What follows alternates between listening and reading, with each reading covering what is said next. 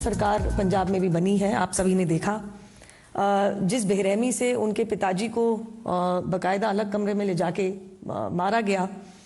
और अभी हाल फिलहाल में दिल्ली पुलिस ने एक एब्डक्शन का केस भी दर्ज किया है, जैसे सुर्खियों में देखने को मिल रहा है। उसके संदर्भ में हम आज आप लोगों से कुछ बात करने के लिए यहाँ पे इकट्ठे हुए हैं। मैं इसको गैर कानूनी अरेस्ट क्यों कहती हूँ? 2019 में 2018 के बाद दिल्ली उच्च न्यायालय ने सीआरपीसी के ऊपर कुछ टिप्पणी देते हुए एक जजमेंट पास करी थी, जिसमें यह कहा गया था कि section 79 subsection 1 of the CrPC के तहत कोई भी अरेस्ट हो, उस अरेस्ट में प्रोसीजर फॉलो करना अनिवार्य है। और प्रोसीजर ये कहता है कि जो इंटर स्टेट अरेस्ट होती है उसमें बाहर से आई हुई पुलिस को दूसरे राज्य के अंदर उसी लोकल जुरिस्डिक्शन की पुलिस को पहले संपर्क करना पड़ता है, प्रोसीजरल फॉर्मेलिटीज कंप्लीट करनी पड़ती हैं, और इसी के चलते लोकल पुलिस के कोऑपरेशन के साथ आप जाके अरेस्ट कंप्लीट कर सकते हैं। ये 2019 की दिल्ली उच्च न्यायालय की एक एक्सप्लेनेशन के साथ, जब 18 में जस्टिस मुरलीधर ने ये कहा था कि हमें प्रोसीजर को थोड़ा रिविजिट करना पड़ेगा, 2019 में बाकायदा उन्होंने जजमेंट दी थी। ये हम आपके साथ साझा भी करेंगे। पैरा नंबर 15 उसका ऑपरेटिव पार्ट है। इसके चलते आज जो चीज़ साफ हुई है, तेजिंदर पाल सिंह बग्गा जो एक पुराने कार्यकर्ता हैं, भारतीय जनता पार्टी के राष्ट्रीय सचिव हैं राष्ट्रीय युवा मोर्चा के, किस तरीके से बिना प्रोसीजर को फॉलो किए हुए, बिना जनकपुरी लोकल पुलिस थाने को इन्फॉर्म किए हुए, प्रोसीजरल फॉर्मेलिटीज बिना कंप्लीट किए हुए, जिस तरीके से सुबह 5 बजे 40-50 पुलिसकर्मी पंजाब पुलिस के उनके घर पे धमक जाते हैं, हाथापाई करते हैं। उनके बुजुर्ग पिताजी हैं, वो वीडियो लेने की कोशिश करते हैं तो अलग कमरे में ले जाके उनके मुंह पे मुक्का मार के धक्का मुक्की करके फ़ोन खींच लेते हैं, और उसके बाद उनको उठा के फिर लोकल थाने में लेके जाया जाता है। ये बिल्कुल प्रोसीजर के खिलाफ है, जहां तक कि दिल्ली उच्च न्यायालय की निर्णय कहता है, और उसी के चलते एक एब्डक्शन केस भी दर्ज किया गया है। इसी के संदर्भ में मैं रिक्वेस्ट करूंगी, हमारे साथ हमारे सीनियर लीडर सिरसा जी हैं और हमारे राष्ट्रीय प्रवक्ता और senior leader RP Singh ji हैं। पहले मैं रिक्वेस्ट करूंगी सिरसा जी से कि आपके सामने इस मुद्दे को रखें प्लीज।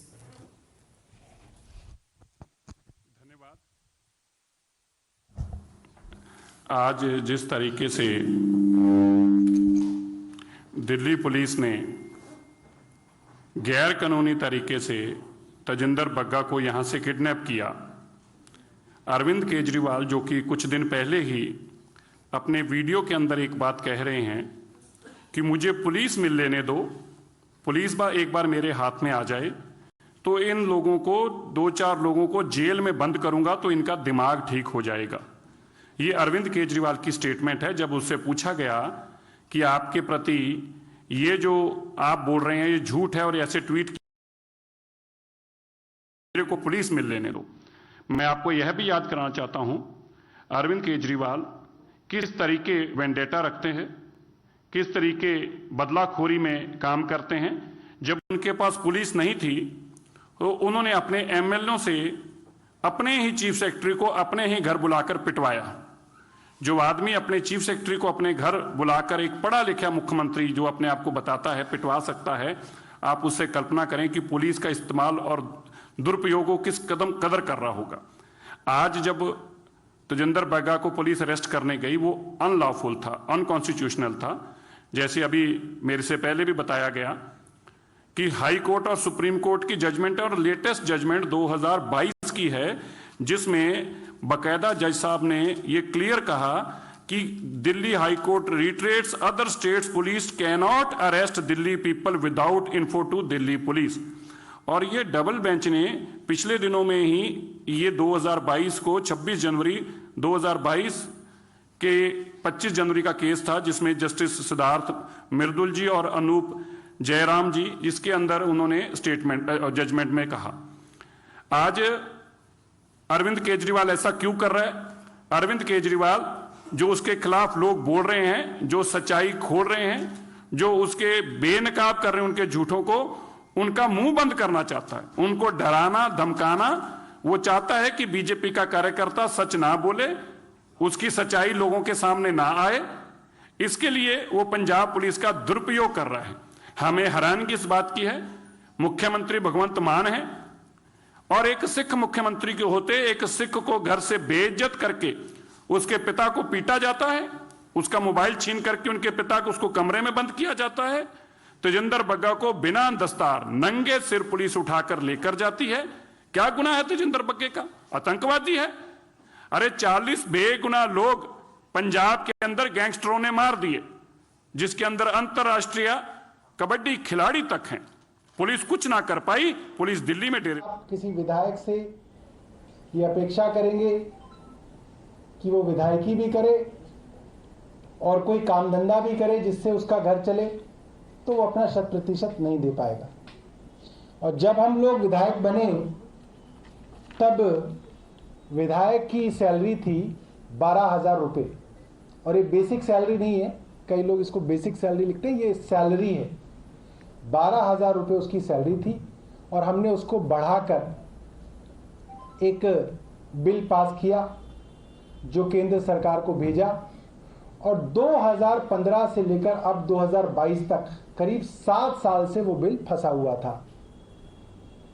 तो 7 साल से परिवार ने कोशिश की, तुम हमें जेलों में तो बंद कर सकते हो, मुकदमे तो बना सकते हो, लेकिन डराकर मुंह बंद नहीं कर सकते। और इनसे आपसे पहले भी जिन लोगों ने ऐसा करने की कोशिश की, आज उनका हाल हशर देख लीजिए। मुकदमों में, जेलों में बंद है। देश का कानून है और देश के कानून में किसी सूरत में किसी को उस कानून को तोड़ने नहीं दिया जाएगा। दिल्ली पुलिस ने किडनैपिंग का मुकदमा दर्ज किया है, क्योंकि आप किसी पुलिस के स्टेट में जाएंगे बिना उस पुलिस के लोकल पुलिस स्टेशन की जानकारी में, लोकल पुलिस को साथ ले जाकर जब तक उसको अरेस्ट नहीं करते, it amounts to a kidnapping, illegal detention. आप गैर कानूनी तरीके से तेजिंदर बग्गा को अरेस्ट कर ले जाने की आपने जो कोशिश चेष्टा की है, दिल्ली के अंदर मुकदमा दर्ज हुआ है। हरियाणा में जो भी जानकारी मिल रही है मीडिया के माध्यम से, कुरुक्षेत्र में दिल्ली पुलिस के आगरा के ऊपर की किडनैपिंग हुई है, और ये सारी किडनैपिंग करने के बाद 3 पुलिस वाले जाते हैं बताने के लिए कि हमने जी आदमी किडनैप कर लिया। क्या बात है! आप अरविंद केजरीवाल की दलेरी देखो। अरविंद केजरीवाल, तुम जितनी मर्जी कोशिश कर लो, पंजाब देश के लोग आज देख रहे हैं किस कदर तुम बदलाखोरी के ऊपर उतर आए हो। अभी तो तुम्हें एक स्टेट की सत्ता मिली है। आप सोच के कल्पना करके देखिए कि आदमी कितना खतरनाक है। 1980 के दशक वाले रास्ते पर सिखों को ला रहा है, पंजाब को उसी रास्ते पर ले जा रहा है। मैं आज पंजाब के लोगों को यह बात याद करना चाहता हूं, मैं बार बार कहता रहा, अरविंद केजरीवाल की ईस्ट इंडिया कंपनी की तरह आया है। पहले सपने दिखाएगा, फिर तुम्हें लूटेगा, कूटेगा, मारेगा, ये सिखों को बदनाम करेगा, ये आतंकवादी बताएगा, उनको जेलों में बंद करेगा, और वही काम अरविंद केजरीवाल ने शुरू कर दिया है। लेकिन भारतीय जनता पार्टी सच के साथ खड़ी है। तेजिंदर बग्गे ने कोई गुनाह नहीं किया, उसने अरविंद केजरीवाल के झूठों को बेनकाब किया है, और झूठ को 1000 बार बेनकाब करेंगे। हम सब तेजिंदर बग्गा के साथ खड़े हैं, उसके परिवार के साथ खड़े हैं। भारतीय जनता पार्टी किसी भी सूरत में अपने कार्यकर्ता के साथ ऐसी बेइंसाफी देश में किसी भी नागरिक के साथ नहीं होने देगी, और वो तो हमारी पार्टी का आदमी है। मैं बड़े सख्त शब्दों में इसकी निंदा करता हूं और पुलिस को चेतावनी देता हूं। याद कीजिए 1980 के दशक के सब पुलिस वालों पर मुकदमे बने जिन्होंने इस तरह से जातियां की। आप अगर जाति करेंगे तो कानून आपके ऊपर भी काम करेगा। कानून सब पे लागू होता है, पुलिस कानून के दायरे से बाहर जाकर काम नहीं कर सकती। अरविंद केजरीवाल का चेहरा बेनकाब हो रहा है और होगा, और यह घिनौना चेहरा आज उसका आपके सामने आया। किस तरह आज सिख स्टेट के मुख्यमंत्री एक सिख को उसकी बिना दस्तार के नंगे सिर बेइज्जत करते, जलील करते ले जा रहे हैं। क्यों? क्योंकि वो अरविंद केजरीवाल के खिलाफ सच बोल रहा है। सच बोलने की यह सजा मिल रही है बग्गा को, क्योंकि लूट कसूट जो अरविंद केजरीवाल कर रहा है उस लूट कसूट को एक्सपोज करते आए हैं, करते रहेंगे। इसलिए मैं आप लोगों को यह जानकारी देना चाहता हूं, किसी भी सूरत के अंदर पंजाब पुलिस ने जो इलीगल काम किया है वो नहीं बर्दाश्त किया जाएगा। उसके ऊपर कानूनी कार्रवाई होगी और कानूनी कार्रवाई के शिकंजे में जो भी गलत करेगा वो शिकंजे में पकड़ा जाएगा, बचकर नहीं जा पाएगा। धन्यवाद।